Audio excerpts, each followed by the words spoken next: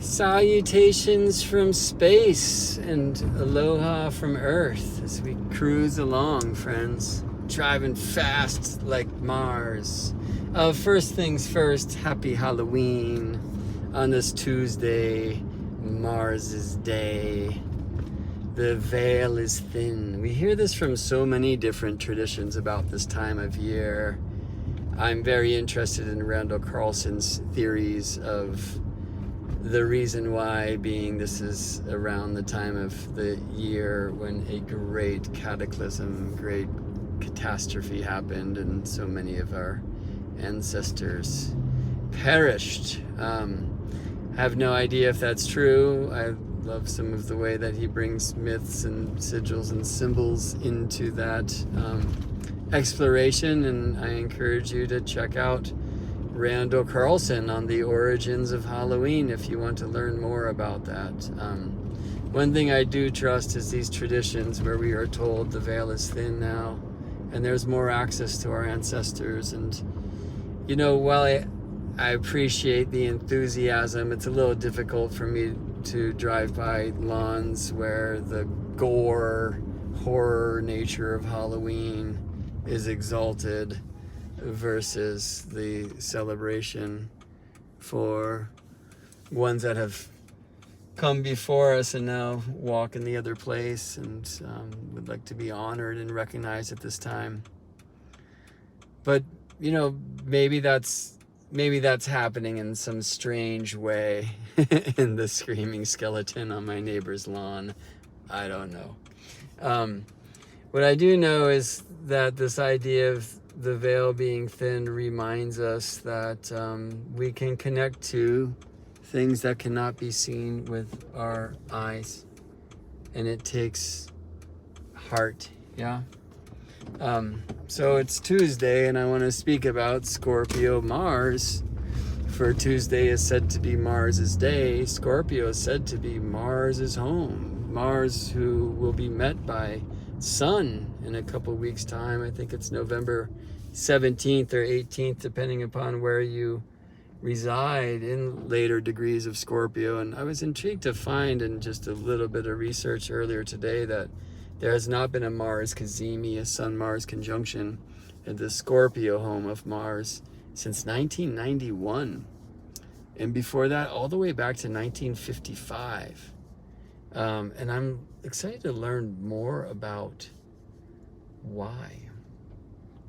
I was also not too excited to see some of the years that Sun did conjoin Mars and Scorpio, because like 91, which was kind of in Gulf War zone, or 55 in Vietnam time, so early in that reality, there's a lot of war.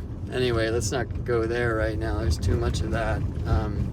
I want to say this: Mars is the planet that spends Mars is the visible planet that spends the most time invisible. So when is a planet invisible? When is a visible planet invisible? Let me give you a few answers. When it's cloudy, okay? How about every day when that planet is beneath the ground, wherever it is that you gaze from? Or how about this, in their own dance with the light, when that planet is too close to the sun to be seen? You're just blinded by the light if you try. If you want to see Mars in the sky with your eyes right now, I suggest you bring some eclipse glasses to look through, and still there will be no Mars for you. It's just too bright, too beaming, and this is what the ancients called under the beams of the sun. And because Mars, who is actually traveling fastest when in the neighborhood of the sun like it is now, or so we believe. We can't see this to confirm this is true, but I think we have faith in the math. It is when planets are conjunct the sun direct, when they are moving fastest in their path. And Mars is the one of these exterior planets like Mars, Jupiter, Saturn beyond us, who is most closely matched to the speed of the sun. And for this reason, Mars is the planet that disappears for the longest amount of times. The Mars cycle with the sun is about 24 to 26 months long. 780 days is a good number to know. And Mars is gone for, depending on the sign, the cycle, and where on Earth you're looking, from like 2 to 3 months of that time. Where does he go? And what is Mars doing back behind the light? Well, this is a time when the veil is thin. I'd encourage you to close your eyes, definitely, and look towards the light and see Mars there, and wonder about, well, maybe hidden energies, even hidden aggressions. If you feel like you're lacking that will right now, power, good Mars words, this is a good practice to go to Sun and Mars in the sky and just understand that, you know, at these times with this planet under the beams, they've alchemized, they're in the crucible of the fire, they're being recreated. And interestingly, it is Mars who spends the most time in this fiery recreation space. So what in you is being recreated now, is going through the alchemical fires? And is there something in you, this kind of will, this power?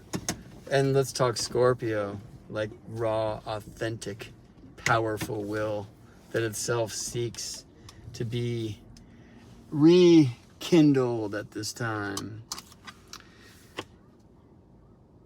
There isn't me. I guess I'm aligned. Happy Halloween, folks. See you in space.